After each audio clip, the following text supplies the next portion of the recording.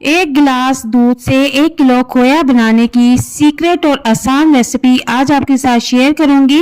जब आप ये रेसिपी देखेंगे तो बोलेंगे कि काश पहले पता होता। तो रेसिपी को स्टार्ट करते हैं। बिस्मिल्लाहिर्रहमानिर्रहीम।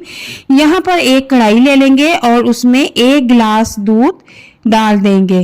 दूध को हमने हल्की आंच पर पकने के लिए छोड़ देना है। इस तरह का गिलास हर घर में मौजूद होता है, यही आपने 1 गिलास ले लेना है। दूध बॉईल हो रहा है तो यहाँ पर एक बाउल में आपने 4 से 5 अदद अंडे तोड़ के ऐड कर देने हैं। एक एक करके आपने अंडे इसमें ऐड करने हैं और इनको खूब अच्छी तरह से फेंट लेना है। अब फेंटे हुए अंडे हम दूध में डाल देंगे और साथ साथ हम चम्मच भी चलाते रहेंगे ताकि ये बराबर से मिक्स हो जाए। और चूल्हे का फ्लेम हमने यहाँ पर नॉर्मल रखना है और अब इनको हल्की आंच पर पकने देना है और साथ साथ हम बीटर चलाते रहेंगे ताकि हमारा जो खोया है वो दानेदार बनकर रेडी हो।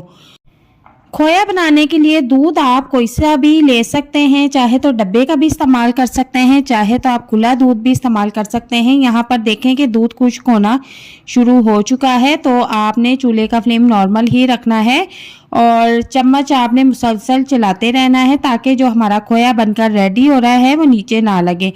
अब इस स्टेज पे आपने क्या करना है कि देसी घी या घर का कोई सादा घी है तो वो इसमें 1 चम्मच डाल देंगे और इसको अच्छी तरह से मिक्स करके भूनना शुरू कर देंगे।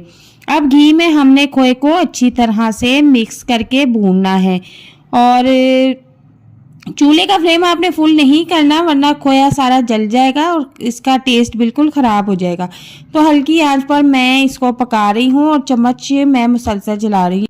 अब 1 कप सूखा दूध इसमें शामिल कर देंगे। अगर आप चाहते हैं कि आपका खोया बिल्कुल बाजारी टेस्ट हो तो आप इसमें 1 कप खुश्क दूध का शामिल कर दें। खुश्क दूध आप किसी भी कंपनी का ले सकते हैं, मैंने इसमें एवरीडे का इस्तेमाल किया था और इसका टेस्ट बहुत अच्छा आता है। खोया ऐसे महसूस होता है जैसे बिल्कुल बाज़ार से लेकर आए हैं और इसकी कंसिस्टेंसी भी कुछ अच्छी हो जाती है। आप चाहे तो इसको स्किप कर दें।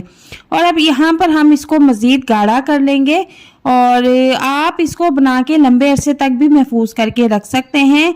फ्रिज में आप इसको रखें, ये बिल्कुल भी ख़राब नहीं होगा और जब ज़रूरत हो आप इसको हस्बे ज़रूरत इस्तेमाल कर सकते हैं।